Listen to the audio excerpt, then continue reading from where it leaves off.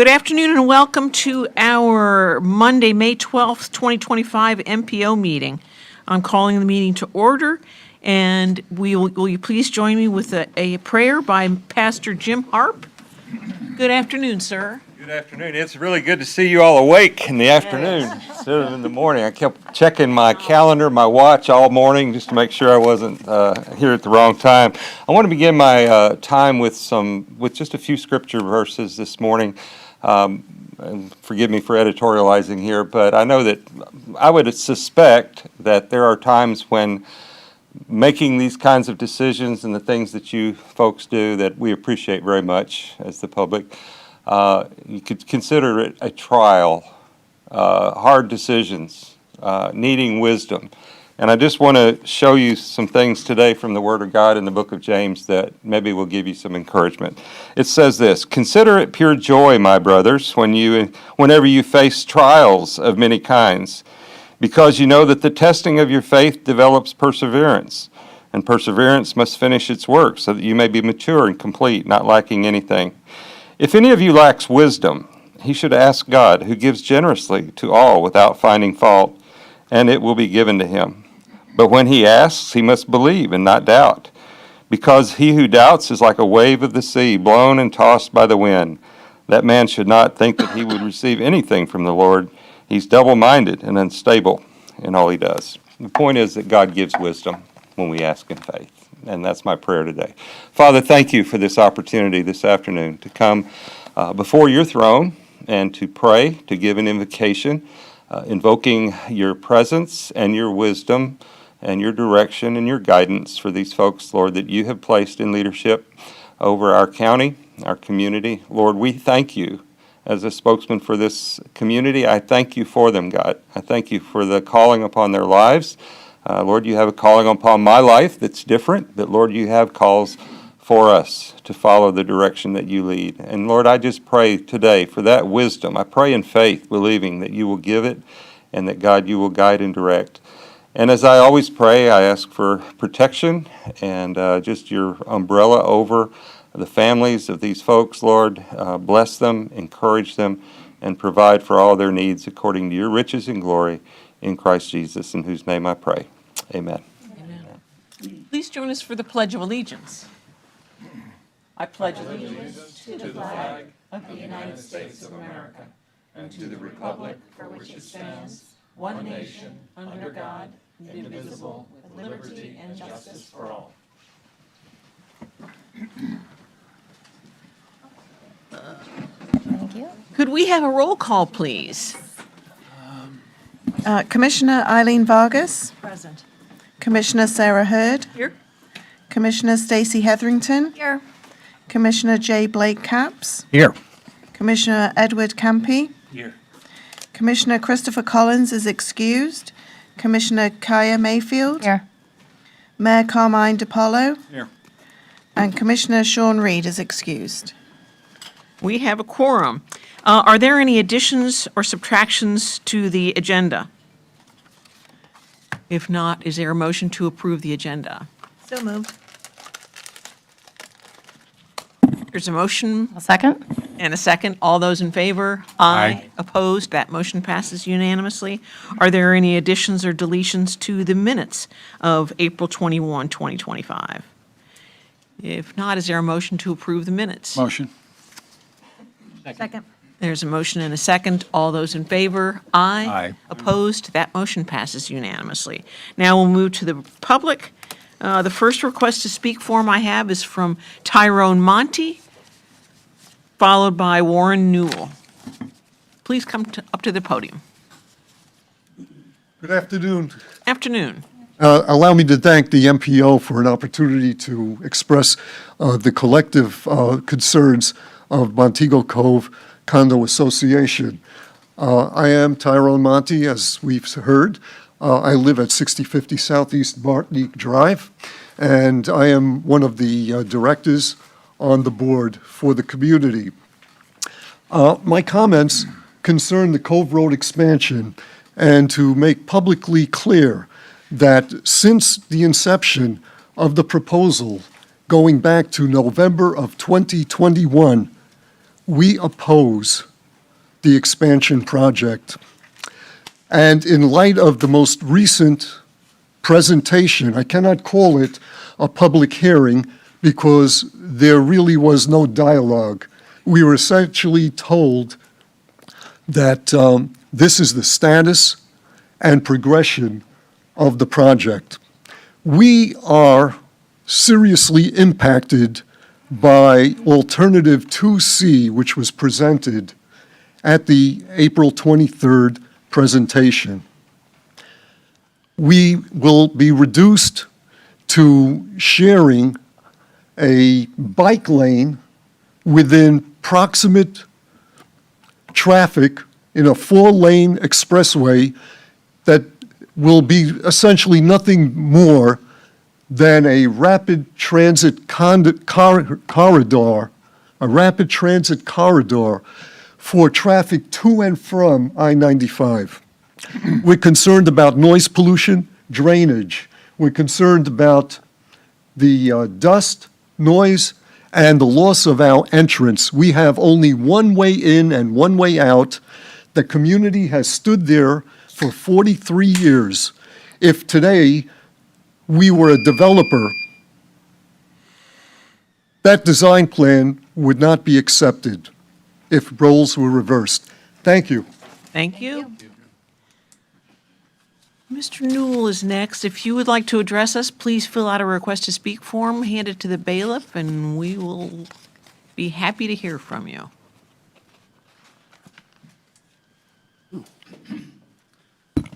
Good afternoon. I'm Warren Newell, 1870 Cove Road. Here to address 3 parts of Cove Road that I've been involved with the last couple of years now. The widening in the section of roadway that's proposed, the elevation on the roads that's proposed, and of course the drainage in the area.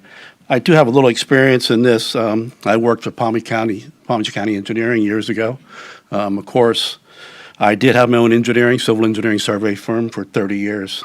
I sat on MPO for Palm Beach County for multiple years as a county commissioner, 4 terms. So I do have some knowledge. The problem is that FDOT has decided that they need 150 feet of right-of-way now. So 150 feet of right-of-way is from point here to here. You could actually build... Mr. Newell, pull the mic over. Closer. I apologize. Yeah. We want to getting hear old. every word. There we go. Anyway, the roadway section now is from here to here. You could build the same roadway, the 4-lane divided with a median center turn lane in 80 feet. Common roadway section of all counties, 80 feet, 150 feet. So what has happened is, how'd they get 150 feet? Interesting, from 1920 reservation from the state through a bill that was passed. Most people on Cove Road have no idea they lost 30 or 40 feet without being compensated. Their front yards are basically gone. And this through a 1920 bill called Murphy Deeds. I didn't know about it, and I should have known. My title company didn't have it either. So basically, everybody's losing their front yards. Now the state comes back and says, we need 10 more feet. I said, are you crazy? 150 feet? That's wider than US 1 for Cove Road, because they want to make Cove Road the exit off 95 to get to US 1. That's the plan ultimately. The bike paths are 12 feet wide. That's as wide as the interstate travel lane. 12 feet. I don't understand why they want 12 feet. My bike's only 1.5 feet. I don't need 12 feet, but they do. The road is 5.5 feet at my property over my grade. They're going 6 feet and 7 feet. So the cars are over my roof. The bikes are looking through my bedroom window. And it's just totally crazy. I can't understand it. Makes no sense. Just to give a little idea, I sketched something up. It's hard to see, I apologize. But here's my house. Here's the roof. The cars are over the roof. The pedestrian looks in the bedroom window. And we have no idea how we're going to get our nursery trucks up 5.5 feet in 10 feet. It's crazy. It just makes no sense from a design standpoint. The other thing that's important too is, and I think everybody knows, when the state bought the park land, they made a commitment they would not maintain any more of the drainage systems.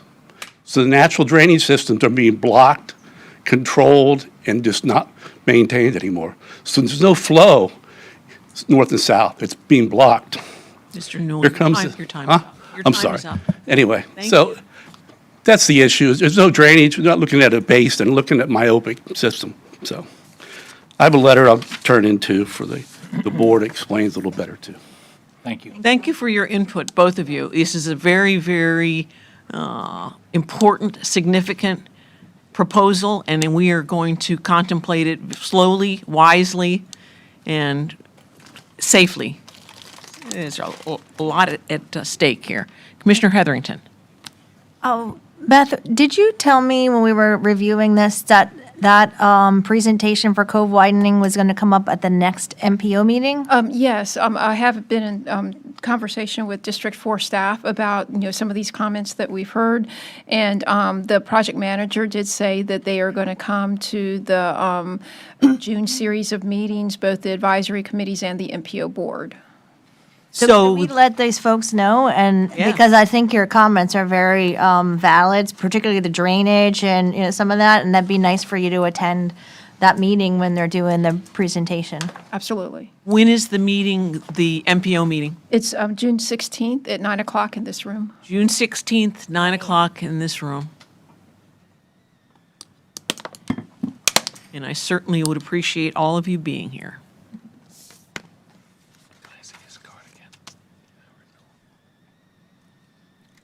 Anyone else like to address us?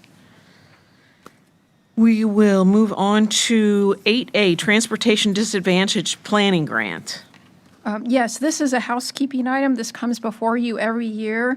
This is the planning grant that the MPO receives from the Commission for the Transportation Disadvantaged in Tallahassee. It's in the amount of about $26,000. There is no local match, and that is for the MPO. MPO uses this grant to staff the local coordinating board for the transportation disadvantaged. And staff is recommending approval of this item. Mr. Campy. Motion to accept staff's recommendation of approval. Second. Any further discussion? There's a motion and a second. All those in favor? Aye. Opposed? That motion passes unanimously. On to number 8B, approval of recommended community transportation coordinator. Yes, this also has to do with the Transportation Disadvantaged Program. The Florida Commission for the Transportation Disadvantaged asked the local planning agency, which is Martin MPO, to advertise for a new CTC every year, and the CTC, or Community Transportation Coordinator, is the agency that coordinates the transportation disadvantaged rides. And transportation disadvantaged, or TD, are rides for those people that have a disability or elderly or due to income cannot transport themselves. And one has to be eligible, has to go through a process to be eligible for this program.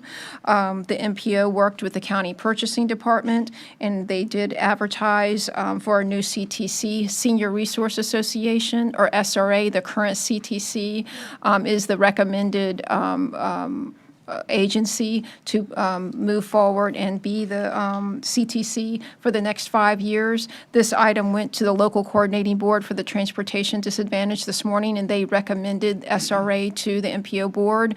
And if you all do the same, make this recommendation and approve the resolution in your agenda packet, that will be sent up to the Florida Commission for the Transportation Disadvantaged for approval. They have a business meeting in early June, and they look at Martin's recommended CTC as well as all the CTCs that are up for approval in other counties, and they'll make that approval. But they're the ones that do the final approval up in Tallahassee. So staff is recommending approval of Senior Resource Association as the CTC for Martin County.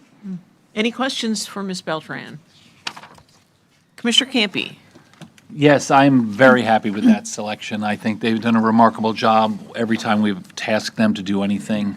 I've had the opportunity to meet with them in Indian River County with some of you all, and I think they do a perfect job. I'm happy to make a motion to accept recommendation action letter A. I'll second. I agree, they do a good job. And the resolution as well. Yes.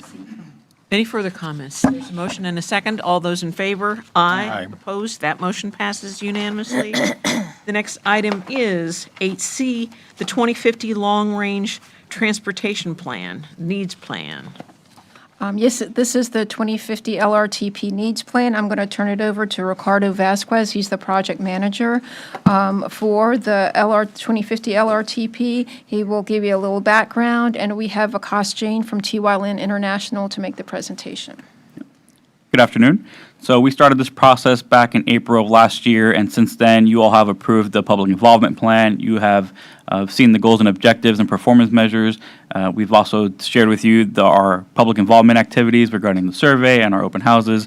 So today, we are here to present on the update on all those processes and also our 2050 needs plan that we've been developing.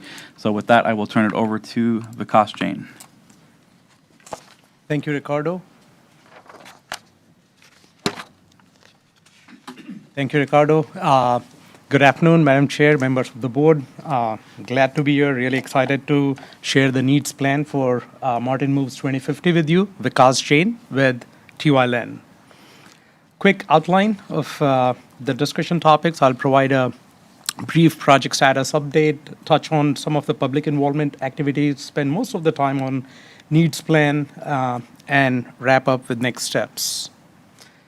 So quick update here. As Ricardo mentioned, we have been working on this diligently for the past 12 months, conducted a variety of public involvement outreach activities, have completed a variety of technical analysis in the past few months, and I'll share some of it with you this afternoon. We are anticipating hosting an open house public meeting in August of 2025, which would be to share the draft cost feasible plan with the community, get their input, and then we'll bring that back to you in September and October for adoption.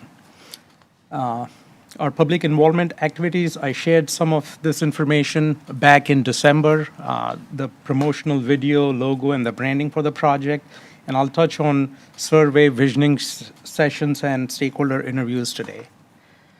So we conducted 4 visioning sessions, open houses. These were sort of listening sessions. We conducted these throughout the county over a 4-month period from late to middle of November of last year through late February this year. Sessions were held in Stewart, Palm City, Indiantown, as well as Hope Sound. These visioning sessions, open houses, were really well publicized. We used a variety of conventional, non-conventional methods to get the word out, make sure people were aware and attended these sessions and provided input. We also conducted surveys. These surveys were administered both online and in person. We had online surveys available on the project webpage. They were available digitally at different events and open house sessions, as well as hard copy surveys were available at multiple events that are listed here. We got about 300 complete surveys, and the 2 graphs that you see here on the right-hand side are 2 questions that I thought are pertinent, and you would want to sort of hear about that. The first one is top 3 issues, transportation issues in the county, and it's number 1 is traffic congestion, second is safety, and third is limited public transit service. We also asked what type of improvements would the public support, and that's what's shown on the bottom right side here. Number 1 was to reduce traffic congestion using TSMNO or ITS, which is Intelligent Public Transportation System improvements. Second was improving safety, traffic calming, as well as improving transit service or expanding it. And tied at number 3 was maintaining existing infrastructure, roadways, as well as improving bike ped infrastructure. We also continue to conduct, very robust stakeholder and agency coordination efforts. I had the pleasure of interviewing you a couple of months ago, and thank you for your time and insights, sharing your vision for transportation in the county. That's very important. We included that along with the surveys and other input we received through these visioning sessions as part of the needs plan. I'll also mention your targeted outreach events. These were conducted, and all the heavy lifting was done by MPO staff. Before I get into needs plan, just want to touch on needs assessment. So the needs assessment really serves as the foundation for the needs plan, and that basically comprises these 4 different components that are shown on the slide: public input, data-driven analysis, and I'll share some of that analysis over the next couple of slides. Studies that have been completed by the MPO, its agency partners. We want to make sure we include those agencies, and of course, all the internal and external agency coordination and stakeholder input. So in terms of technical analysis, the slide here shows existing congestion. So we used multiple big data sources. They are listed here on the slide. A number of key performance measures, travel time index, planning time index, so on and so forth, and looked at different types of congestion. And again, the map on the right here shows roadway segments that are congested. There's about 15 or 16 of these roadway congested segments. As you know, you can expect everything that's in and around the urbanized area does show up as congested. I would point out that Bridge Road here shows up as congested. We're doing a little more investigation into that. It's very likely that that project will fall off this list. To evaluate future year needs and congestion as well as capacity issues, we use the regional travel demand forecasting tool, and that's for Martin County. It's called Treasure Coast Regional Planning Model, TCRPM. This model includes, it's a regional model. It includes Indian River, St. Lucie, as well as Martin County. To evaluate these future needs, it's a 2-step process to simplify it. You look at existing plus committed projects. Existing plus committed projects is all the infrastructure that is out there today, plus improvements that would be constructed in the next 5 years. So they would be in the ground within the next 5 years.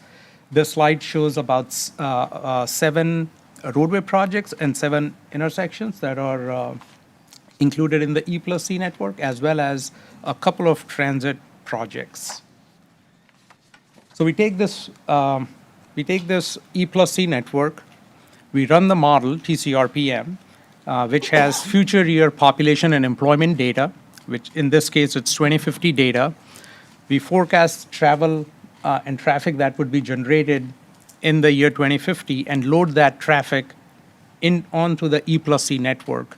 And what that gives us is basically, it identifies roadway corridors, roadway segments that are over capacity, basically where traffic volume in the future year is more than the available capacity. So there's about 29 of those corridors that are listed here on the right-hand side and shown here on this map. Some of these projects are appropriate for widening, while others might be more appropriate for congestion management and ITS, TSMNO type of improvements. So that said, over the next several slides, I'll walk you through the needs plan. These are projects that are needed in 2050, and they are under different categories or modes, starting with transit improvements.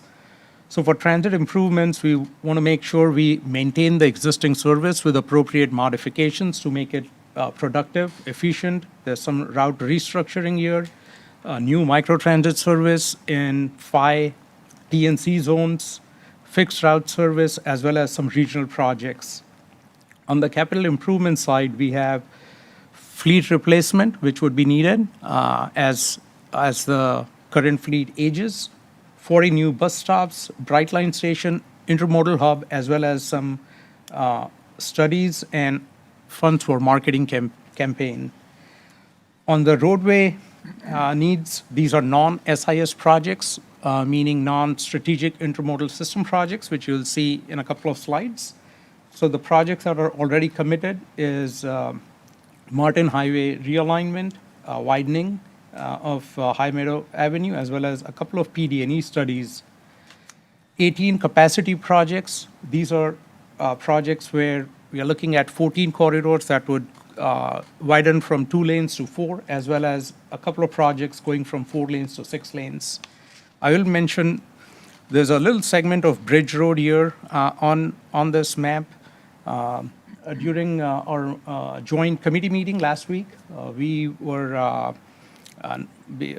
was a motion that was passed, and it was for making sure that as these projects, any roadway widening project, specifically Bridge Road, as they go through the project development process, we take into account all the environmental considerations, specifically wildlife crossing, so on and so forth. So that is something that will be included in the LRTP. There's also 2 roadway projects. These are new roadway corridors. They were included in the previous 2045 plan, and we continue to carry them forward into the 2050 plan. SIS improvements. These are improvements on the SIS system. I-95 capacity projects, a couple of interchange modifications, SR 710 widening, as well as a very important grade separation project here at FAC on Monterey, 710 bypass, as well as a few regional transit projects are included. Turnpike projects, again, part of SIS. This includes a PD&E study, interchange improvement, widening, as well as the new direct connect ramps between the main line and I-95. Where's this new interchange? So the new interchange, this is a PD&E study that is currently ongoing, and this would be at, I believe, milepost 125 at I-95, and I'll have to look at the project list for the Yeah, connection. That's the interchange for the direct connection between I-95 No, to the that's turnpike. one below it. I'm looking at, I'm sorry, it is a direct connect, okay. Just making sure we're not planning a new exit, a new interchange. Thanks. Transportation systems, management and operations, this is the ITS component, plus other congestion management projects.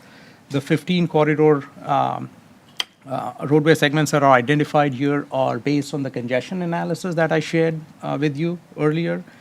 And as I mentioned, Bridge Road will very likely fall off this list. And this list will be refined based on Florida Department of Transportation, FDOT's TSM&O plan that is currently underway.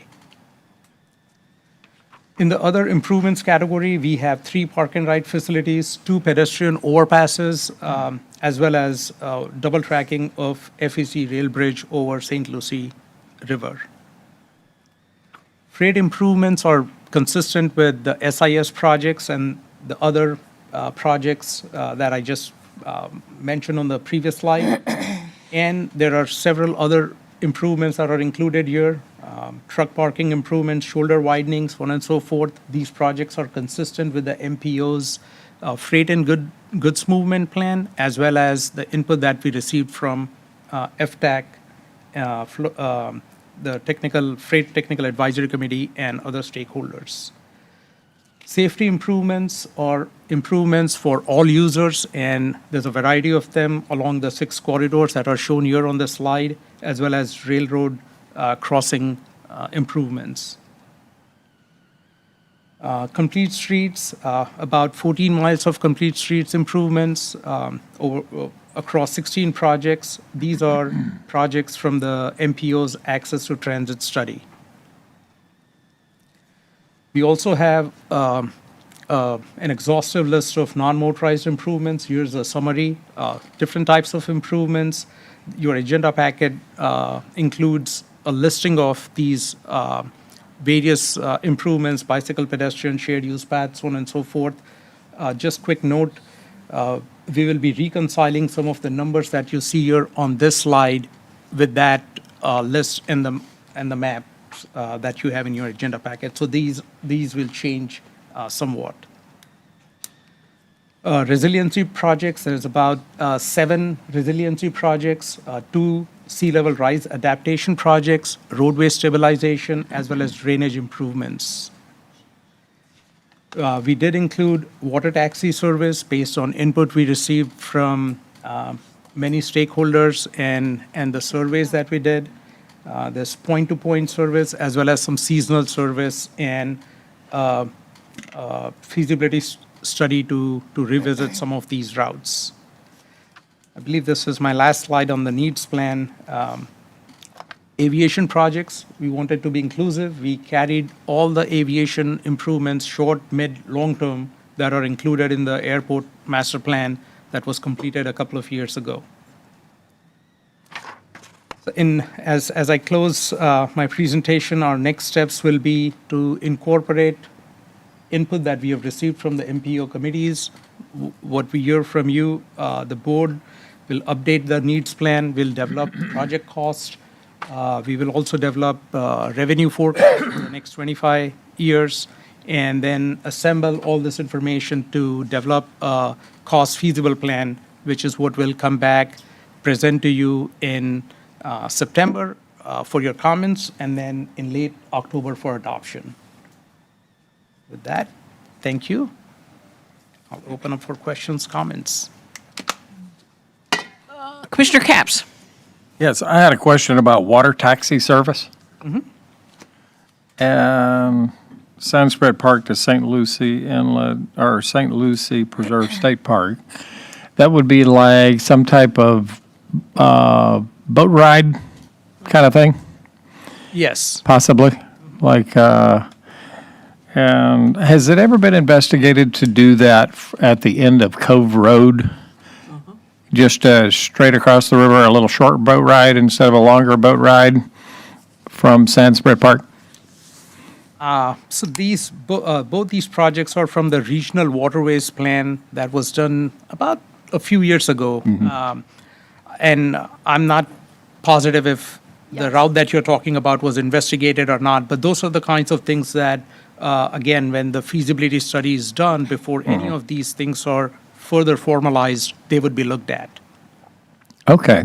Yeah, I've often wondered about that, and it'd be interesting to hear from Beth and others about what those discussions were. I've wondered before whether there's enough room at the end of Cove Road to do that, like to have a decent parking lot and, whether there's enough right over there or whatever, or whether we would have to buy land or something like that. But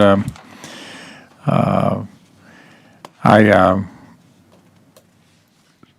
had some dialogue with some people at the Jupiter Island, and they seem to be somewhat interested in that, to take pressure off the beaches on Jupiter Island.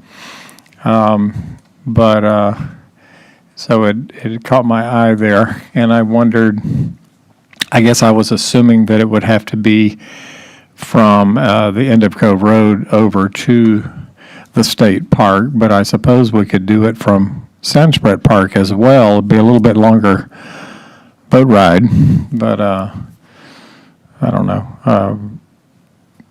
Any input anybody has on that would be interesting to me. But There was, I remember when we actually did it probably about 8 or 9 years ago, the Regional Waterways Plan. We did it in partnership with St. Lucie TPO as well as FINDS, Florida Inland Navigational District, and there were different discussions because St. Lucie Inlet Regional, or St. Lucie Inlet State Park, the state has put a lot of resources into that park, and there's no other way to access it except by boat. So there was a bit of discussion, I remember at that time, of how, even if it's like a seasonal ferry, how that state park could be better accessed by residents and visitors. And with it being a state park, would the whole program be state funded if we were to put something like this in place? Like the boat, would it be supplied by the state and the boat captain and the lifeguards and the lifeguard station and all that? It's been years since I've looked at that study. I think Yeah. some of the areas that they looked at, some of the piers or some of the similar areas they looked at were areas that, I think the Federal Transit Administration does have funding for a ferry service, whereas, the state park does want to, if something like this is in their management plan, then they would be able to, access some state funding to pay for that. So I think it just depends on what the scenario is and the environment is. Okay, thank you. Commissioner Mayfield. Yes. It's page 30, it says page 36 of the agenda, I think 36 of 297. It's the roadway highway improvements. And then I actually need to give credit to Sewell's Point Citizens Advisory Committee appointee, because he pointed this out to me, but North Sewell's Point Road is on there as a capacity expansion project from 2 lanes to 4 lanes. But I just am noting that I don't see how that would ever happen, because there's no right-of-way. Like, we barely have the 2 lanes there, so, and that's just my note. I'll make that note. Like I mentioned, this is very objective data that is spit out by the model. We will go back and look at some of these corridors again. What can happen, if it's, Let me know if you come up with something, because it would be great, but, or it might be one of the projects where you do some sort of, congestion management type improvement. yeah. Like I said, let me know what those are. Right? Thank you. Commissioner Heatherington. You might have just referenced on page 11, the 2050 needs assessment. Slide 11. You talked, slide 11, you talked about, oh, that's so much clearer when you put it up. These slides are very little, and I couldn't read what it said in yellow, intersection improvements. So is this based on, you said there was modeling done? Is this human input? How did you come up with this list? Some of them look familiar to me, and a couple of them do not. So these are projects that are fully funded. They are in the TIP, I believe. All of them? All of them should be. Okay, so for instance, where's the one I circled? Newfield Parkway, number 7 on the first section, Newfield Parkway from the SWPR. That's a project that Newfield is funding and installing, right? Because Done. I think it's is that the new widening to the roundabout? What is SWPR Avenue? Park Avenue? Is that in St. Lucie County? Is that going north? It's right in front of their place. Okay. And those are all funded? These projects are, if they're not identified in the TIP, they might be identified in a capital improvement plan of some sort. We did get input from the county regarding some of these projects. Same thing for like Indian Town, that number 5 down there. That would be Garcia Drive. That's the new road that's going in for Terra Lago. So it might be developer funded, or there's plans to put that in within the next 5 years. Okay. Number 8 is under construction. Constitution. Where's number 8? And then there's number Oh. 10 and 11, there's 2 traffic signals going on Canner Highway, one at Waterside Way and one at Gateway Place. Are those planned or are they funded? Have you done the traffic analysis? That looks very close together, the traffic signals. Are those in the CIP? I'm not sure if they might be in the CIP. about I know Lisa gave input on that. Mr. Zama. Good afternoon, George Zama, Martin County Public Works Deputy Director. Yes, a lot of these projects are being implemented as we speak. As you could see, it is an existing plus and committed network that they're showing in the needs assessment. So as far as Waterside Way, we are almost done with completion of the roadway itself, and we're going to be bidding out a traffic signal and turn lane project on 76 to tie into the roadway. There was a warrant done that allowed a signal at Gateway Place and at Waterside Way on 76? Yes, that's correct. Due to the amount of traffic, because we're projected to have our operations facility there with traffic and all that warehouse traffic as well. So they did the warrant on projected traffic? on what we will, yes, and what traffic that will be generated. Okay. And Where's Gateway Place? New Public Works out by, I thought that was Waterside. I think they're real close to each other. That's Yeah. on Canner Highway. And then the questions to 84th and Newfield Parkway, those are going to be built by the developer. There's an extension from, number 2 is an extension of 84th Avenue that will extend up around our sheriff's gun range and tie into Newfield Parkway.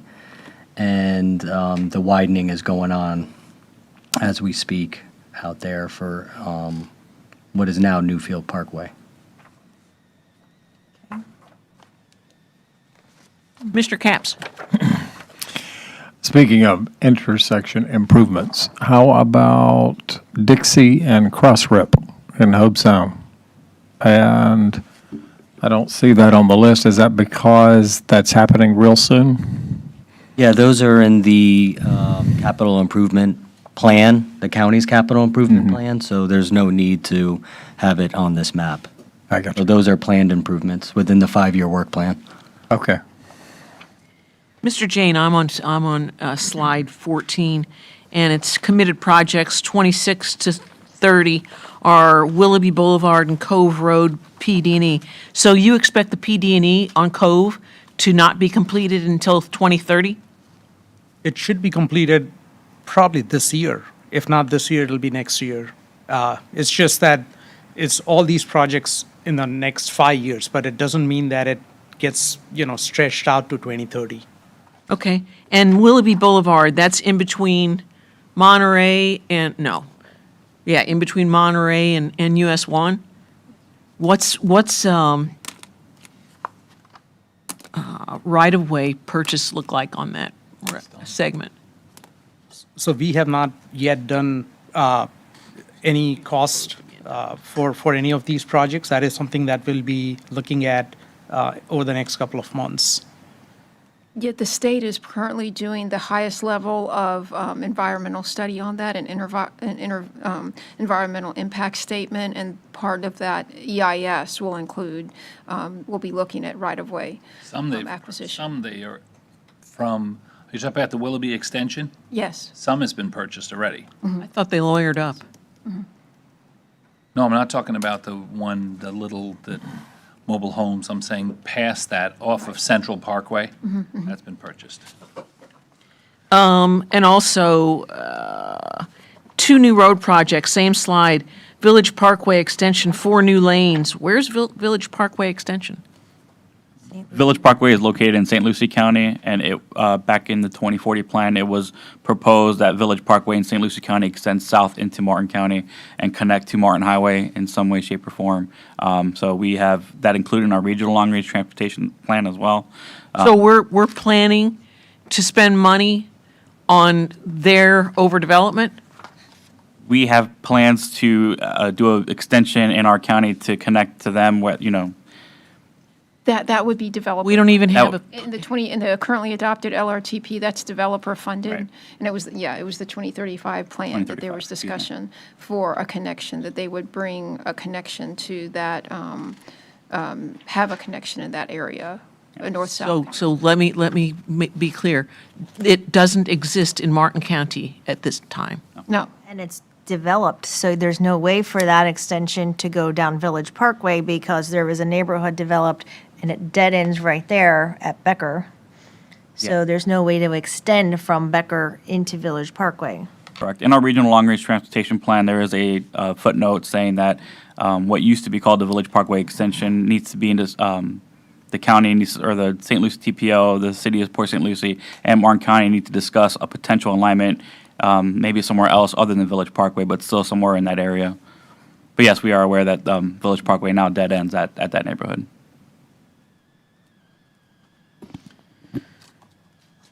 And also, I'm on slide 10, and in slide 10, it's congestion analysis, and Cove Road is not congested. Cove Road's not currently showing as congested with the data that we're using from 2023. Future year projections, it is showing congestion. So if it's not showing congestion, then why on earth are we planning a 5-lane segment? Future years showing congestion. Here on this map, you'll see that when we did the 2050 needs assessment for highway capacity, Cove Road here showing up as congested by 2050. Who's making the determination about congestion? We use, like Vikas mentioned, we use our Treasure Coast Transportation or Treasure Coast Regional Planning Model, and we tie that in with the existing plus committed network. And we, based on population projections and employment projections, the model spits out, certain roadways and corridors that by 2050 will probably be congested.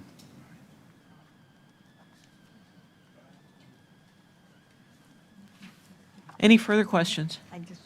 Commissioner Heatherington. Just a comment, when we're talking about these projections and those traffic warrant signals, and then I just want to put this comment on the record, that it's interesting that some of these signals are warranted based on future traffic analysis, and I've been fighting for years to get a traffic signal at South River on Canner Highway, and there have been warrants after warrants, and they just opened a Costco right down the street, and I would like another warrant study done for that intersection based on current and future projections of traffic at that intersection.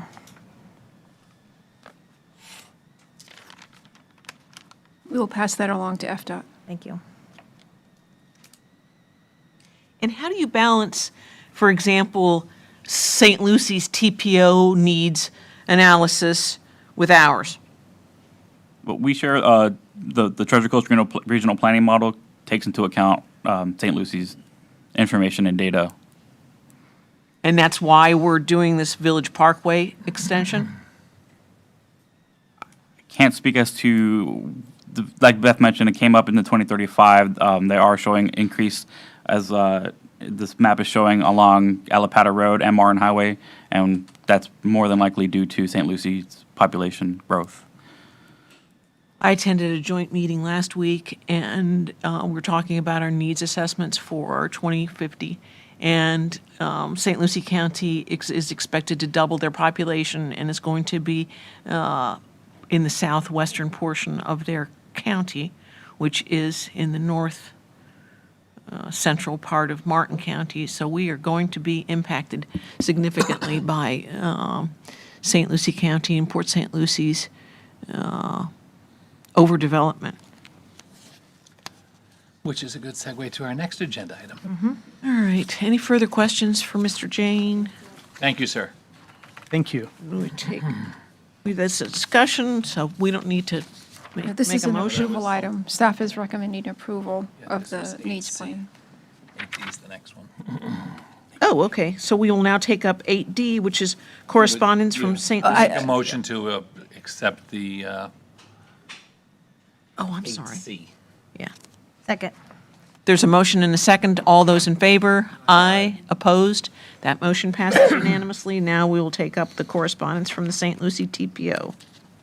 You have the, do you have the? Yeah. Yeah, there you go. Can I have the- Yes, we received correspondence from the St. Lucie TPO, and just kind of as a reminder, the TPO is the same thing as the MPO. They just call their MPO Transportation Planning Organization, or TPO, instead of MPO. And just to kind of give you the overview of kind of the environment that we're in, urbanized areas are established by the U.S. Census, and if an urbanized area is over 200,000 people, they are designated by U.S. DOT as a Transportation Management Area, or TMA. And TMA gets special funds from the U.S. DOT if they have the population of 200,000 people or more. And just to let you know, these funds are not able to, they're allocated directly to the TMA. They're not, FDOT can't take some off the top or change things. The allocation is made by Washington. It comes to this area, and if there's more than one MPO in the TMA, then they have to agree what the funding split is going to be. The TMA funds have different names, so just so you're aware, and when reading a letter or listening to discussion, is TMA funds are also referred to Surface Transportation Block Grant Funds, or STBG funds. Those are how it's referred to in the current federal transportation legislation. They're also referred to Surface Transportation Funds for an Urbanized Area, or SU funds, that the prior federal legislation referred to it as SU funds. And also FDOT refers to it as federal attributable funds, because that is the only funding source that can come to the state that doesn't have to fall under the 75% allocated to the SIS system, that it's allocated, their allocated funds are attributable to the areas of population over 200,000. Thank you. Just to give you a little history of the funding split of the TMA funding between St. Lucie and Martin County, we are part of what's called the Port St. Lucie Urbanized Area. And for years, this funding split was 62% St. Lucie County and 38% Martin County. And that was the population in the urbanized areas of those two counties. When we were doing the 2040 plan, when that was adopted in 2015, the funding split changed a bit to 65% St. Lucie County and 35% Martin County. St. Lucie County has historically grown faster, has more in population than Martin County. In 2020, the St. Lucie TPO sent a letter similar to the one that we received that's in your agenda packet, proposing that the new split should be 68% St. Lucie County and 32% Martin County, and that the funding split should always be based on population. During that time, or at that time, the MPO boards agreed to that funding split because that was the urbanized area population. However, they said we're not going to say that it should always be based on population, because they were aware that a lot of trips were coming to Martin County from St. Lucie County, not only by commuters of people living in St. Lucie County and working in Martin County or working south of here, but also, on the weekends, people were coming from St. Lucie County to the Martin County beaches or coming to downtown Stewart. So they were aware of this increased trips that were coming from St. Lucie County. This current letter that we received from the St. Lucie TPO is proposing to change the funding split to 71% St. Lucie County, so it would go from 68% to 71%, and then Martin would go down from 32% to 29%.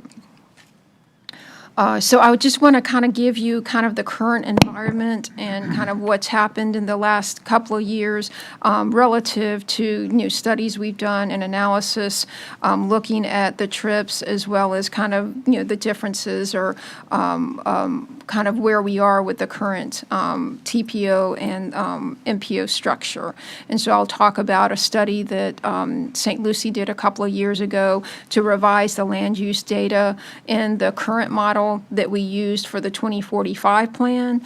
I'll talk about kind of the needs plan that you just approved, and also the differences kind of in philosophies between Martin MPO and St. Lucie TPO about what they do with these TMA funds.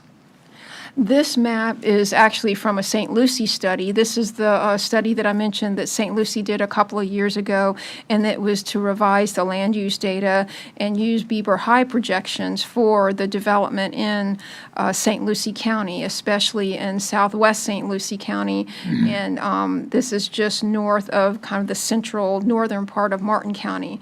And you can see from this map that there's a significant increase, more than 50%, on roadways such as Alapata Road coming into Martin County, as well as Martin Highway going east to the I-95 interchange. This was a concern at the time. When I received this, when I saw this, I did talk to FDOT as well as the growth management staff at the county, and we agreed to kind of be aware of this, obviously, but wait till how we we're using the model during our 2050 LRTP development to see what the needs plan showed.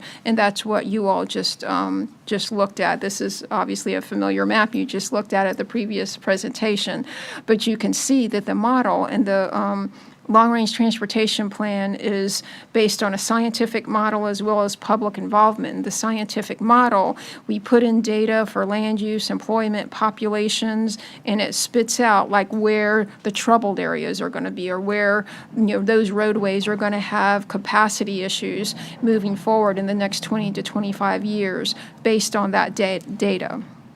And you can see that the needs plan reflected what was in St. Lucy's study. We have bright red coming down on Alapata. We have red, a need along Martin Highway going towards the I-95 interchange. Of course, we have 95. There's citrus, even to the east with Green River Parkway, US 1, A1A. All these roads coming in from St. Lucie County are showing overcapacity as we're moving forward because of the population coming southbound. So I wanted you to be aware of that. And then also there are the two boards, the St. Lucie TPO board and the Martin MPO board have kind of a different philosophy, if you will, for how they use TMA funds. Okay, but that's okay. I have the two adopted list of project priorities that you all adopt and St. Lucie adopted on the next two slides. The Martin MPO, our number one project is the State Road 710 widening project. And just so you are aware, this is the list of project priorities that's currently adopted that you all approved in June of 2024. You did just, in February, approve the draft list for the next fiscal year. So this isn't the most recent list of project priorities if you're thinking about that draft that you approved, but it's very similar, very, very similar. For instance, the number one project is the State Road 710 widening project. Just in the draft, for instance, it was broken down into the two segments that haven't been funded yet. But all of these funds are eligible for TMA funds, and they're all infrastructure type projects. St. Lucie County, when they approved their list of project priorities, as they've done the last few years, their number one priority is the administration budget for the St. Lucie TPO. They use that to supplement the planning funds they receive from Federal Highway for the St. Lucie TPO. This is their currently adopted list of project priorities, and the estimated cost is $600,000. Which surprised me, actually, because when I looked in the Unified Planning Work Program, or the UPWP, the budget for an MPO or a TPO that shows the budget as well as planning activities for a 2-year period, their budget for fiscal year 26 was actually $400,000, but their estimated cost for their list of project priorities for fiscal year 26 is $600,000. They put the year they have here is the year it was adopted, not the year it applies to. When you all adopt a list of project priorities, we have the year that it applies to. So this that was adopted in June of this year, of 2024, this fiscal year 26 through fiscal year 30 was the basis of what FDOT used on their tentative work program that they presented to you all in December, that you all approved, and that's what's going to be reflected in the next agenda item of the TIP. That's the end of the funding cycle. So that's just a different way of doing things. So I did want you to point out that their number one priority is not an infrastructure project. It's administration of their TPO office, although obviously they do have infrastructure projects on their list. And it's a bit different from what they have in their budget. So what does this mean, this different funding split? How much are we talking about in dollars and cents? Currently, the amount of TMA funds that come into this area are, with the 2045 plan, it was estimated to be about $6 million. It's actually up to about $7.1 million when you look at FDOT's work program, and that's what it's going to be for the next 5 years or so. It's important to note, though, that this percentage split that's reflected in the long-range transportation plan is what FDOT uses for other funding as well. It's not just going to be for the $7.1 million, but any funding that's coming to this urbanized area, they're going to use the funding split that was approved as part of the long-range plan. Right now, given the what's in the work program, based on that, when we're getting $7.1 million of TMA funds in this urbanized area. Martin gets 32%, which is almost $2.3 million. St. Lucie at 68% gets almost $4.9 million. The change that St. Lucie TPO is proposing is 71% St. Lucie County, 29% Martin. So that'll be a difference of about $215,000 just in TMA funds. That doesn't consider the other funding that we get for this urbanized area, but just, which it'll apply to, but just in this case, it's it just shows about a $215,000 difference in TMA funds. Now, this is important because I just wanted to give you an example. This slide is important. I wanted to give you an example of like the funding sources that come to this area and how they're split, and what like a project that is used, that money is used for. When Martin County was eligible to receive CARES Fund from the federal government as part of the, when we had the pandemic, we received the 32%, and that money was actually applied to the State Road 710 left turn lane at Southwest Tommy Clemens Street. Martin was able to expedite that project because of that CARES funding, and we were able to do it because we got the amount that we did from the federal government because of that percentage split. And that project is completed now, so, and it would not have been if Martin had not been able to, that funding, that new funding source, if you will, or that other kind of funding source was what resulted in this project being expedited. Speaking of Indiantown, I just wanted to show you, this is, and I know you've seen this map before, this is the 2020 Federal Functional Classification and Urban Area Boundary Map. That's the Federal Highway Adjusted Urban Boundary. When FDOT, or when the St. Lucie TPO did their math, if you will, to look at the percentage split, they did not take into account Indiantown, which is significant because Indiantown is a new municipality in Martin County. It actually has a lot of development going on now, and it is considered an urban area, but they did not, they I guess weren't aware of it or wasn't, they didn't include those numbers in their percentage split. And when one includes the Indiantown numbers, that changes the percentage split. If they were only basing it on population, it would be instead of 29%, or instead of 71% St. Lucie County, it would be 69.8%. Instead of 29% for Martin County, it would be 30.2%. So I just kind of wanted to bring that to your attention as well, is that the funding split, or that was proposed, did not consider the Indiantown urban area. And just kind of, once again, to kind of let you know the environment that we're in, the current federal transportation legislation is called the Infrastructure Investment and Jobs Act, IIJA. It is set to expire on September 30th, 2026.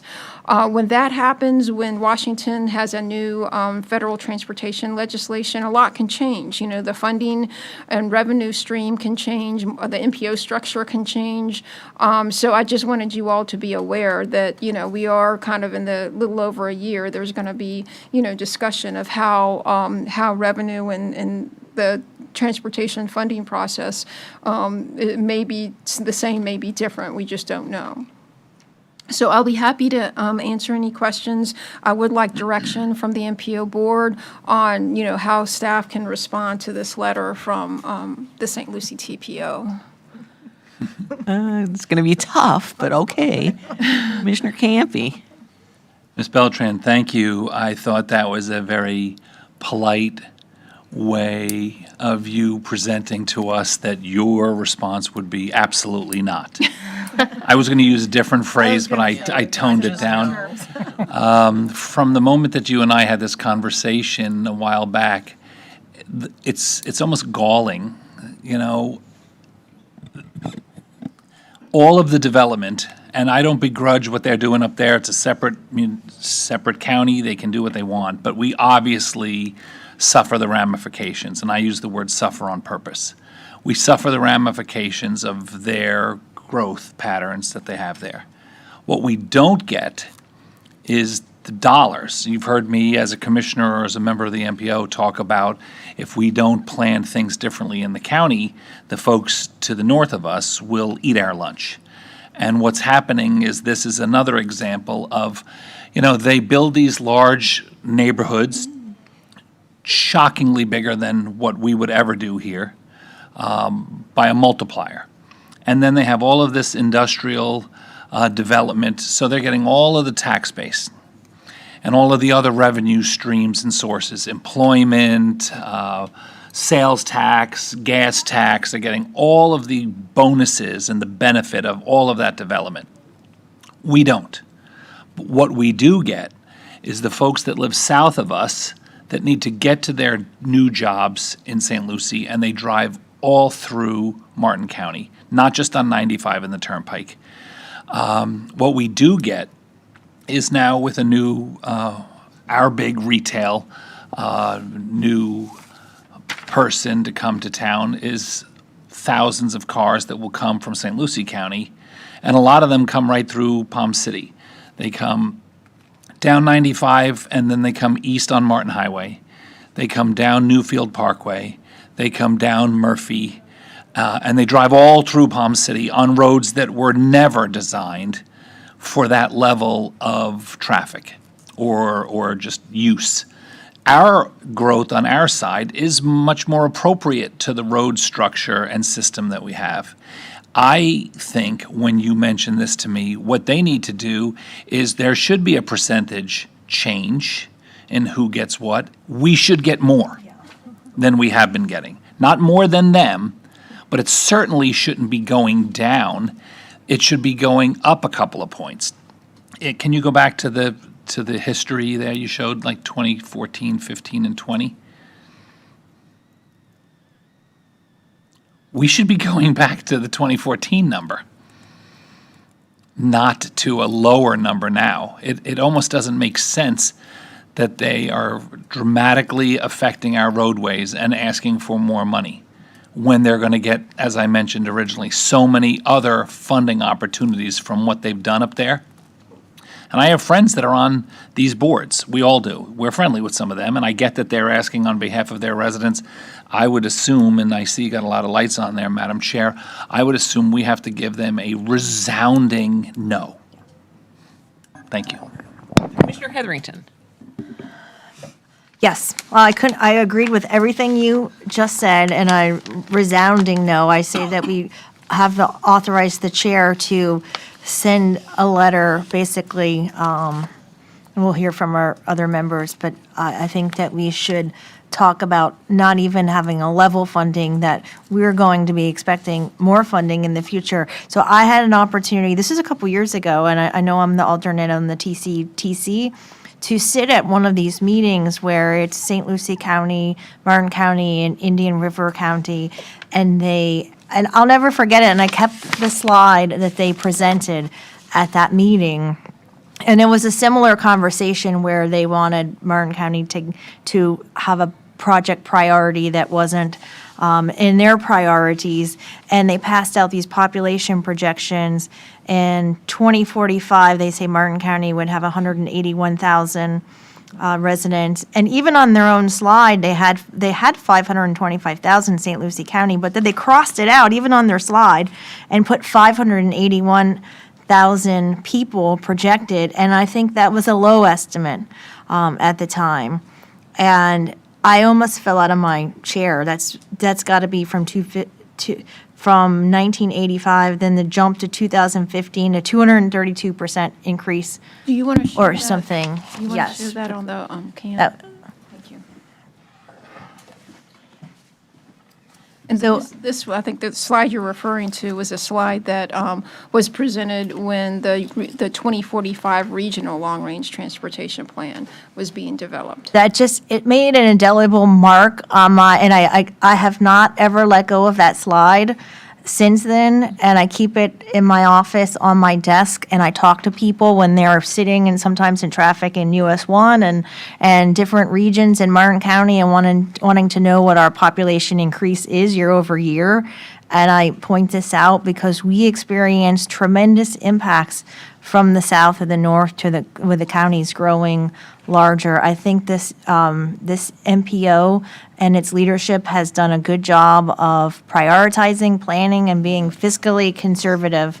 So I would suggest that, and maybe that, I don't know if you made a motion, that we authorize the chair to send back a letter. Not only do we really would like the same split, but we would be looking into the future of how to increase our percentage. Just write no on the envelope and send it back. Commissioner Heatherington, their latest estimates, 581, 710 is looking in the rear view mirror. Yeah, that's Commissioner, grossly under-projected. right. Commissioner Vargas. Yes, with the amount of, thank you so much, Ms. Beltran. You really are very thorough all the time when we've had a discussion and breaking it down into simple pieces. Here, with all the development we have here in Martin County that's already been approved by this commission, we can ill afford to be surrendering any type of funding to another county that's made their own decisions. We don't want to be like St. Lucie County, and so we have to harness what we can. Is it possible to maintain the 62-38% funding? Can we go back to the slideshow? Just say no. That's going to be, I think, a harder, I don't want to say a harder sell, but a harder, I think it's because we have something in place now. I think the easiest thing to do would just be to stay where we are, but to say that we need to look at how that, though, needs to be changed in the future based on the traffic projections moving forward. I mean, I think because we do have our deadline for our long-range transportation plan is in October of 2025. Their long-range transportation plan is, that deadline is February of 2026. I think to leave it the same right now would probably be the easiest thing to do, but to let them know that this needs to be, readdressed in the future to have a bigger percentage for Martin based on what we're seeing from the model. So you're saying that it would be the 68 to 32%? 68%, 32%, which is what it is now. What about the 65 to 35? Because of, I think all the developments we have here in Martin County, and then Yeah. we know about the traffic coming through also. So that hasn't been addressed here. Sure. I think with a long-range transportation plan, the amendment process would, it would have to go through the amendment process, which is reasonable, which certainly can be done. I think leaving it how it would be, even though in the future that may not be something that the board wants to stick with, I think for the purposes of meeting the federal deadlines and then readdressing it in a year from now to kind of look at perhaps a bigger percentage may be correct. Because if we meet the deadlines, that means we're in a state where we're eligible to receive the funds. We don't, I don't think we want to, well, it's up to you all, but to put yourselves in a position where you're kind of in limbo and the required document has not been approved, then we don't want to be in a situation where Federal Highway or FDOT is putting a hold on funds until something gets resolved. And I think leaving it how it is might be the better way to especially given the argument, to show, I mean, we have a model that is a scientific model that has data that shows of the increased traffic coming into this county, as well as, I think the fact that, there's the different philosophies with the list of project priorities is significant too. You all use this kind of funding on infrastructure projects, and that's all, they use it for other kinds of priorities. And so I think that would be the safest move forward, is just to request what was adopted in 2020 would remain the same, 68%, 32%, with the understanding that this board is going to talk about it more going forward. that percentage split may need to be increased for Martin, given the traffic that's coming in. Because if you look at the map, it's all the roads coming in from St. Lucie County. It shows Alapata, Citrus, Murphy, I-95, the Turnpike, US 1, Green River Parkway, even A1A, are all showing a significant increase in traffic. Right, exactly. Every $100,000 counts towards betterment and ease of moving oneself throughout the county. So, I say you should try, because it doesn't hurt, and certainly you'll be able to make the amendment change and the request within time. Commissioner Capps.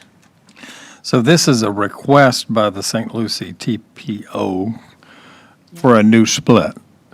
So it's just a request, so we have the power to say no. Correct. And then how does a long-term dispute about something like this ultimately get resolved? Like who makes a final decision down the road? Like say we want to change the split later, kind of as a future thing. Sure. And we want it to go to, where we have like 60-40 or something, a good bit stronger for Martin County. Who would make that ultimate decision, and what would that look like? Sure. So what happened, just to give you a little history that the TPO letter doesn't mention, back in 2015, when the MPO board was about to approve its 2040 long-range transportation plan, the letter that we got from St. Lucie County did not propose a new funding split. They said that they were just going to use 68% St. Lucie, 32% Martin, based on the population. And when the MPO board got that, they were very concerned, because they said, another MPO can't just make that change. They can't just unilaterally make that decision. So what happened was, and our deadline back then was December. It was December of 2020. So what happened was that the district secretary of FDOT, because we contacted them, he had a meeting with the chair of the MPO as well as the chair of the TPO in a publicly advertised meeting to sit and talk about a compromise, because the St. Lucie said that they were going to increase the funding split to 68%, 32%, and Martin said we were planning to leave it the same with our LRTP, because we hadn't heard anything till this 11th and a half hour. So in that meeting, the three of them compromised to make it 65% St. Lucie, 35% Martin. So I think that might be a way to move forward where, and then at the last, and when we adopted our 2045 plan, when St. Lucie proposed their letter before that plan, they did it early, like they're doing it this time, and they proposed a 68%, 32%. The Martin MPO said, well, based on population, that is the percentage split, but the MPO board was aware what was coming. They were aware that there was rapid growth north of the county line that was going to significantly impact the roads in Martin County, so they said, as part of that motion, we do not agree moving forward. This should be based only on population data. It will, there's more to that conversation. It should be based on other factors, and that's the conversation we're having now, where once again, St. Lucie County is sending, or St. Lucie TPO is sending a letter saying we want a new funding split based on population, 71%, 29%. Let's always base it on population data, and it just so happens to be at a time where we're looking at our needs plan, where we're looking at the outputs of the model, where it really is not reasonable to just base it on population data, given the amount of traffic that's coming into this area. So the way that dispute got settled before was bringing in the district secretary to kind of act as an intermediary between the two counties? Correct. I got you. And that's probably the way it would ultimately get resolved with us, assuming there was some type of impasse. Yeah, okay. Thank you.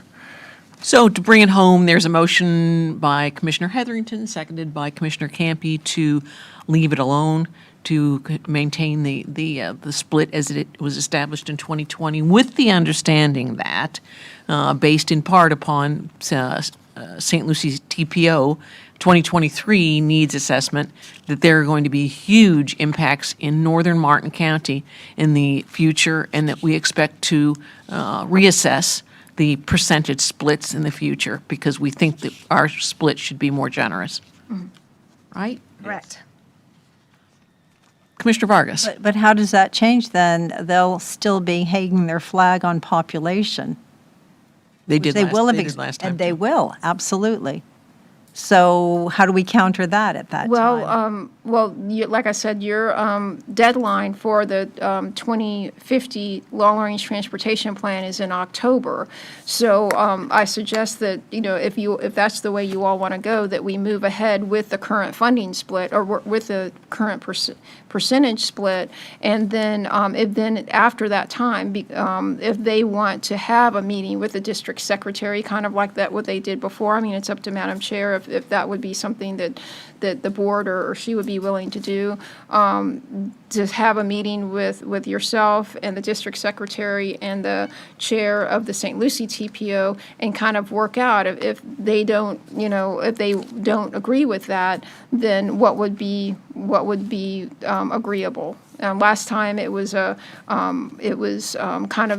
kind of used the numbers in the middle. It was 62-38. They were asking for 68-32. So the compromise was the 35-65 for the 2040 plan. And so moving forward, if there is a percentage change, Martin will have adopted their 2050 long-range transportation plan. So we'll be in a situation where there's nothing in limbo keeping money from being accepted or being approved for this area.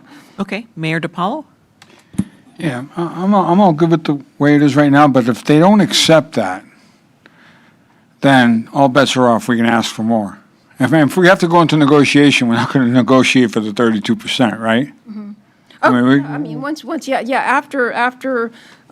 sure. I mean, whenever you all want to, whenever the chair or whenever you all, I think what was, I think, beneficial when that negotiation happened was having the two chairs with the district secretary. Years and years ago, when the 2035 was developed, there was a joint meeting with both entire boards. That just was very counterproductive. It was not productive at all.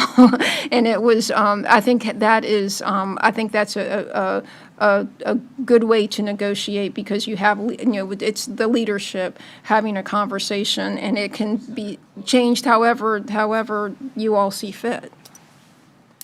Yeah, I think that what Ms. Beltran is most concerned about is our needs plan is due shortly. Correct. And we don't want to dispute over the percentages right now. We'll figure this out later. There. Mayor DiPaolo, and is that your old light? No, I mean, that's. I have one.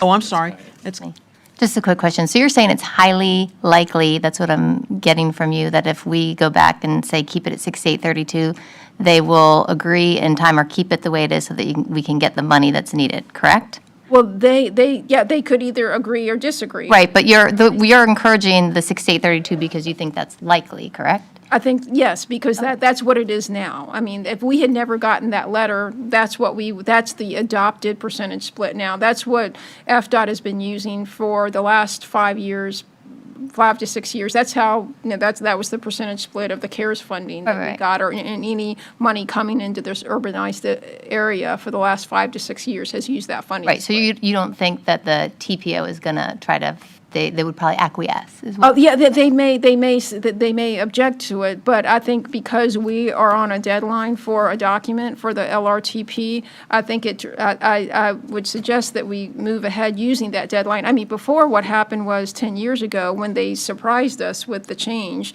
with what they wanted to change, we had to redo some of the costs in our long-range transportation plan before the adoption deadline, which was very, very stressful.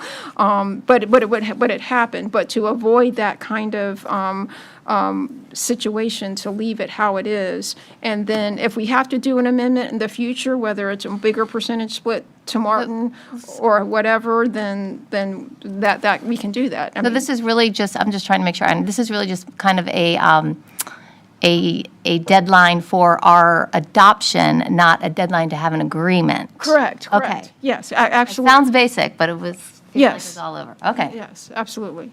Commissioner Vargas? Yeah, so they're promoting a 71 to 29% split. That's what they're Correct. promoting. They're proposing it, yes.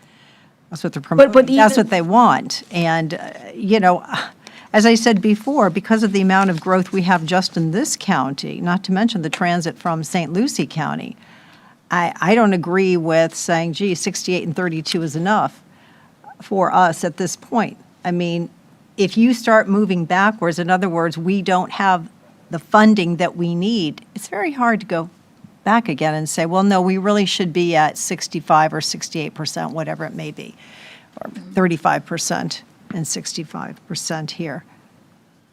That's my thoughts. There's a motion and a second. All those in favor? Aye. Opposed? Oppose. That motion passes, however many people there are with Commissioner Vargas dissenting and everybody else. 6-1. Now we will move on to the next item, which is on E. Is that what we're on? Yeah. 8E, which is the draft tip. Yes, this is the draft fiscal year 26 through fiscal year 30 Transportation Improvement Program. I'm going to turn it over to Margie Tamblin. She's the senior planner for the MPO. Good afternoon, board members. I'm here to present the fiscal year 26 to fiscal year 30 Transportation Improvement. Could you please speak up? We can't hear you. Sorry. The Transportation Improvement Program draft for fiscal years 26 to fiscal year 30. Oh. I just wanted to add, and, while you're doing that, is this is a draft that's coming before you now. It's part in the public involvement process now. It is going to come back next month in the final draft form for adoption, when you all will have a public hearing. So with that, I'll turn it back over to Margie. Okay. All right. So I should have the PowerPoint now. Okay. Briefly, the TIP purpose is to have a short-term planning document. So this is our 5-year planning horizon planning document. And we have this plan, and it's updated annually. It's a comprehensive list of funded transportation projects that are federally funded, state funded, and locally funded. They're regionally significant. Oftentimes they're MPO priority projects, and it's consistent with our 2045 LRTP, which is our currently adopted long-range transportation plan. And it is financially constrained as well. So briefly, the organization of the draft tip is the endorsements and certifications and abbreviations and codes are at the top in the beginning section. And section 1 is the overview and major projects. Section 2 is the project selection, priorities, and performance measures. Those are set by FDOT. And then section 3 is our public involvement. The final part of the document is the appendices, and that includes the project funding summaries for the next 5 years, the local capital improvement plans that we've received, the planning area map, and the project sheets. So they're separated by highway, turnpike, transit, aviation, et cetera. And then briefly, our public outreach has been some newspaper ads. We did one on May 1st, 2025. We have information on our MPO website. We have information on our social media. We talked to our advisory committees. We're here talking to the board today. We will also be back because this is a draft document, and we'll be back in June to do the final adoption of this. The local libraries and our county administrative center all have a draft document at their research desk, and we will have a public hearing June 16th, 2025 at 9 a.m. for our policy board meeting and to adopt the TIP. That's what was advertised in the newspaper ad. And briefly, the selection project for this process is that we get the list of project priorities that we adopt in June for fiscal year 26 to fiscal year 30. We have our draft tentative work program that comes in October, and our adopted work program and TIP that occurs in June. So we look at roadways, enhancements to said roadways, non-motorized facilities, and transit improvements. And this also includes plans that are consistent with the long-range transportation plan and local plans, and also any kind of changes that we may have to our local project priorities. A recently implemented project that we have is the Southwest Merton Highway widening project, and there's some aerial images and also just images on the ground as well. And as Beth mentioned, you saw a more recent draft of the fiscal year 27 to fiscal year 31 in February, but this is our current adopted project priority list. You may all be fairly familiar with it, I'm sure you are. There we go. We also have for fiscal year 26 and fiscal year 30, we have some additional project priorities, so that's transportation alternative programs. Those are sidewalks, multimodal facilities, things of that nature, and we have a list of public transit priorities as well. To give you a sample project sheet for the TIP, this is Willoughby Boulevard from State Route 714 Monterey Road to US 1, and this is a 2-lane roadway that's proposed, a new 2-lane roadway. And roughly, you have the project limits up here from and to. We have the section, which is the highway. We have the work summary, so basically give you an idea of where it is in the process within FDOT. The agency that's leading it, the length we don't have just yet because they're still in the design process for it, where it is in the long-range transportation plan, and also the funding that is allocated to it as of late, and also in the prior years as well. And roughly, we have our TIP public involvement schedule, and this is anywhere that the draft TIP has been put into an agenda packet, if it's at a local center, so whether that's a library or the government center here, and anywhere the final draft will be also implemented to in our local meetings and when it will be presented on. And as a note, again, our public hearing is June 16th, 2025 at 9 a.m. at this policy board meeting. So, with that, any questions? Questions about the TIP? No, well done. Is there a motion to approve? I'll make a motion to approve. I didn't mean to press my button. Okay. Sorry. There's a motion to approve. Is there a second? Second. There's a motion and a second. All those in favor? Aye. Opposed? That motion passes unanimously with Mayor DiPaolo and Commissioner Heatherington absent. And we now will move on to 8F, General Planning Consultant Contracts. Yes, every 3 years, the MPO advertises for general planning consultants, and this, the MPO uses the GPCs for planning studies and work, and to be able to use some on retainer as opposed to going out for, as a competitive process for each study or each work effort that we do. And so we have general planning consultants in place. The Board of County Commissioners approved this at their last meeting, and this agenda item is an action item, and it's to approve using the standard Martin County approved consultant contract for the four firms that were selected during this competitive process. And those 4 firms were Kimley Horn and Associates, T.Y. Lin International, Marlin Engineering, and WSP. So staff is recommending approval of this item, and I'll be happy to answer any questions. Any question about the consultant contracts? Is there a motion to approve? So moved. I'll second. There's a motion and a second. All those in favor? Aye. Opposed? That motion passes unanimously with Mayor DiPaolo and Commissioner Heatherington absent. We now move on to 8G, State Road 710 Projects Update. Yes, we have Tony Norat from FDOT District 4 to give the 710 projects update. Good afternoon. Good afternoon. How are you, Board? Great. My name is Tony Norad. I'm the planning supervisor for the district. Normally, Ron Cariva is the one that comes and gives the update, but he had a little emergency today. Since the presentation that we gave last month, there hasn't been very many updates.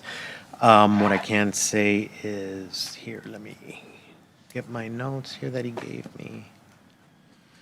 So in regards to 710 from the widening project from Okeechobee to I have it here, from Okeechobee to, where are you? To Alapata, sorry. This remains our number one unfunded priority. We're continuing to look for eligible funding, but that's still in progress.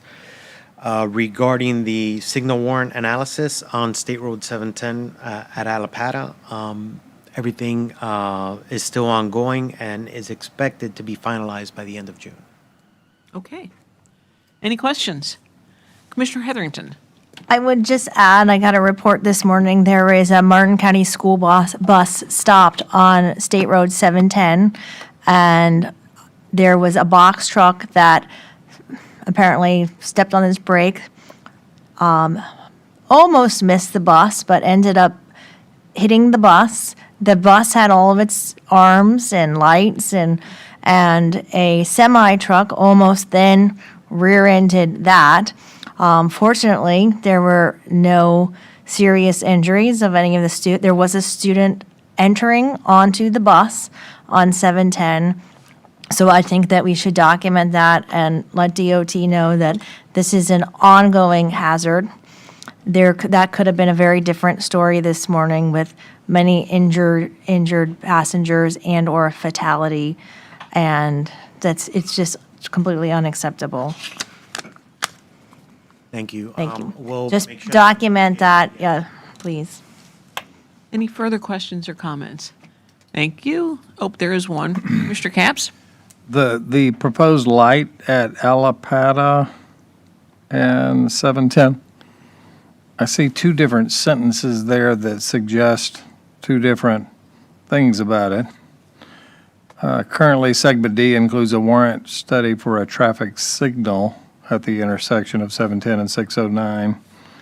On the MPO's currently adopted list of projected priorities, a traffic signal at this spot is also listed as a separate priority. So which is it, and where is it? What kind of priority is this getting, and when is this likely to happen? This is a high priority for the MPO board, as they've stated in previous meetings. And because of that, it's included in two different priority projects. Can you bring up one of the priority lists? It is included in, if you look at, this is the priority list that was adopted back in June. It's changed a little bit. If you look at item State Road 710 from Van Buren to the Okeechobee line. The widening from Van Buren to Alapata is a short segment that has been funded, and part of that project includes a warranty study for that traffic signal.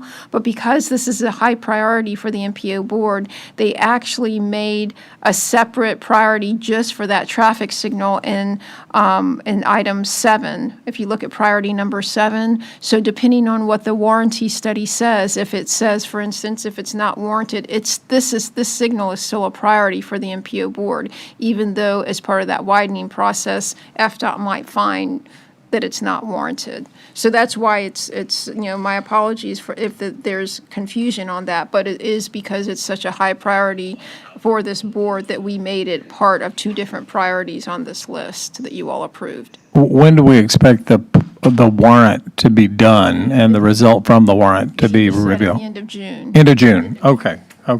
So we'll kind of, say it is warranted, then it's likely to happen within a couple of years maybe, or? We don't Yeah, know that's that, that we don't have the answer. It just depends on the information they get back, and they're trying. They understand the urgency in getting the signal there, so they're trying to move everything as quickly as possible. Okay, thank you. Any further questions? Oh, here's one. Mayor? I've said it before and I'll say it again. I think that Alapata Road should be aligned with Martin Luther King to make a four-way intersection right there, because if we don't do that and put a traffic light at Alapata and 710, it's going to cause more problems. It's already hard getting out of Martin Luther King, especially during rush hour traffic. And especially if you're going to turn and go west towards Okeechobee, you're coming into 2 lanes of traffic. It gets pretty heavy there around 6 o'clock in the morning to 7, 8 o'clock in the morning, then again in the evening. So, I mean, we have a community there, people living there. So I think we ought to, with all the development that's going on, I'm pretty confident that that property to the west of Alapata Road, where it stands now, is going to be sold soon. And I think that something can be done with the developer to bring the road in through his community back out to Warfield Boulevard, where we have a four-way intersection. Has the council sent a letter to the county commission about that? Because that's really, those two entities would be the ones that talk about that. FDOT as well as the MPO just deals with the environment that's in place. But if there's, if. No, but I'll get one sent. Okay, that would be where that. I was going to state the same thing, is that, if it's something that's a big concern, then we can submit it, or you guys can submit it and we can take a look into that. Any further questions? Thank you. I do have one, I'm sorry. Commissioner Capps. So if we did aim to do what the mayor is suggesting, would that elongate the process significantly? I mean, that's, you're talking about adding several years to a solution, right? Whereas, don't we need a traffic light there for the next few years as a safety measure? Because, connecting it with Martin Luther King, that sounds like another 5 to 10 years to me. That would be a long-term project, whereas that's having the signal as its own priority would be looking at it in the next, 2 years, 2 to 3 year time period. Because I think we kind of have a safety concern in the interim, right? Right, absolutely. Any other questions? Nope. Let's see, thank you. Comments from advisory committee members. Ms. Priest? Good afternoon. Good afternoon. I serve on BPAC. Originally, I started serving even before Beth came here on Citizens Advisory Committee. So I've been on this for years. I don't know how long you've been here. 16 years. 16, and I go beyond 16. Just wish to remind you that we must remain vigilant when it comes to defending our county's transportation needs with regard to our funds and St. Lucie County. A few years ago, and Beth, because of my memory, I would say I need your assistance. Didn't we have to go and defend? They wanted to merge and eliminate our MPO, and we were going to merge with the TPO. Is that what we were fighting back then? Yeah, actually, when I came on board, there was discussions. They were planning to merge this MPO, Martin MPO, with the St. Lucie TPO. There was a lot of discussion back then, and it's still the case today, where MPOs don't merge. I mean, MPOs have been around for a long time. There's over 450 MPOs in the, NPOs in the, this is so long, I'll try to be brief, but over 450 MPOs in the country, and I think maybe one has successfully merged. I mean, one situation where there have been two that have merged. So we were getting that pressure, and we did go to meetings. You asked how, and we prevailed. I don't remember how we prevailed, but we prevailed, and we were able to keep our portion of the money and keep our MPO going. Beth also has studies by consultants that I know I viewed that provide numbers on the number of trips from both the north and the south into our destinations here in this county for employment, entertainment, and retail. I think you could look at those studies and use those in the letter that you're going to be writing defending our needs with regard to these splits between us and St. Lucie County. Thank you very much. Would anyone else like to address us? No? Comments from board members? Any notes? Our next meeting is June 16th, 2025, and that one is going to be at 9 o'clock in the morning. We are adjourned. Thank you.